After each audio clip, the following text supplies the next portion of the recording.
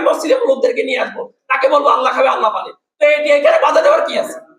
আমি আল্লাহ রাসূলের আদেশ করতেছি, এখানে হাদিসের মধ্যে তো জি বিচার বিভাগীয় তদন্ত যেটা বলতেছি যে হত্যাকাণ্ড একজন একজনকে দোষী করতেছে, আর ওরা বলতেছে কি যে যারা করছে তাদের না হওয়া ছাড়া ইসলাম হইতে দিবে না।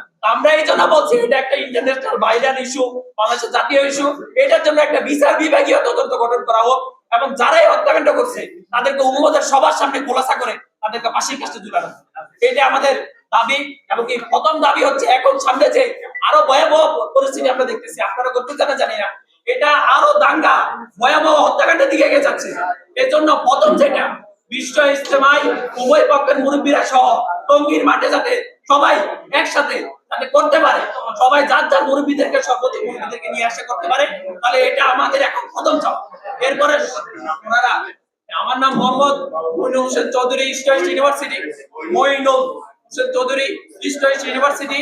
আমি কম্পিউটার সায়েন্স ডিপার্টমেন্টের কেবল অনার্স শেষ করেছি, মাস্টার্স এর প্রসেস চলতেছে, আমি এখন ছাত্র অবস্থায় আছি। এখন আমরা আমাদের স্যারের কাছে বলতে চাই, স্যার আমরা আপনার সহযোগী হিসাবে, আপনাকে সাহায্যকারী হিসাবে, দেশের সচেতন নাগরিক এবং সচেতন ছাত্র সমাজ একত্রিত হয়ে আপনার সাথে বসে এই বিষয়টা সুরা করতে চাই, এরা যাতে সমাধা করে। আরে কে কি করবে আপনাকে? আপনি একটা হিম্মতের সাথে সিদ্ধান্ত নিয়ে নেন না, এটা তো সবাই আমি এখনো এখানে গলা পাঠিয়ে পারি, সবাই গলা পাঠিয়ে পারে, কিন্তু কাজের বেলায় দেখা দিবে কে কি করতে পারে।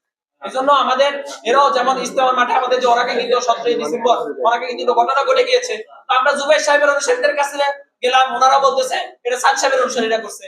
আমরা মাওলানা সাদ সাহেবের অনুসারীদের কাছে গেলাম, ওনারা বলতেছে এটা জুবাইর সাহেবের অনুসারীরা কমলাপুর বলে যে এরকম মোহাম্মদপুর এবং উত্তরা এবং জুবাইর সাহেবের যারা আছে এদের কিছু ইন্ধনদাতা মিলে এই হত্যাকাণ্ডটা করাইছে। এমনকি ওরা এটার একটা ভিডিও জিনিস আমাকে দেখাইছে, আমাদেরকে দেখানো হয়েছে যে পেনশন পরা ক্লিন শেপ, তার হাতে ছুরি।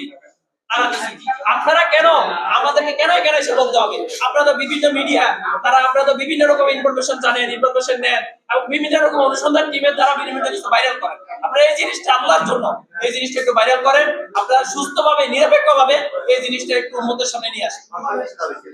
সরকারের কাছে দাবি, যদি সরকার যে 3টা আমরা আলটিমেটাম দিয়েছি, উভয় পক্ষের ইজতেমা, উভয় পক্ষের মুরব্বীরা, আমরা কোন পক্ষকে আইডেন্ট করতেছি না, কোন পক্ষকে বাদ দিতেছি না, এই সমস্যা সমাধান করার জন্য উভয় পক্ষের ইজতেমা সঠিক টাইমে উভয় পক্ষের মুরব্বীদের সর্বোচ্চ মুরব্বীদেরকে নিয়ে ইজতেমার মাঠে যাতে করতে পারে, এটার জন্য আমাদের প্রথম আহ্বান, মিলানোর জন্য প্রথম স্টেপ।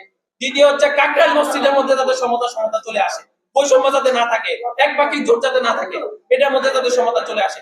আর বাংলাদেশের সমস্ত মসজিদ গুলাতে সমস্ত যে মাওলানা সাদের অনুসারীরা আছে, মাওলানা জুবাইর সাহেবের অনুসারীরা আছে, তারা যাতে কোনো বিশৃঙ্খলা ছাড়া যার যার আমল করতে পারে, আল্লাহ রাসূলের হাদিস পড়তে পারে, তারা যেন ওখানে বসে মানুষকে মসজিদে আনার বিক্রি করতে পারে, এটা যাতে কোনো বাধা দেওয়া না হয়। আর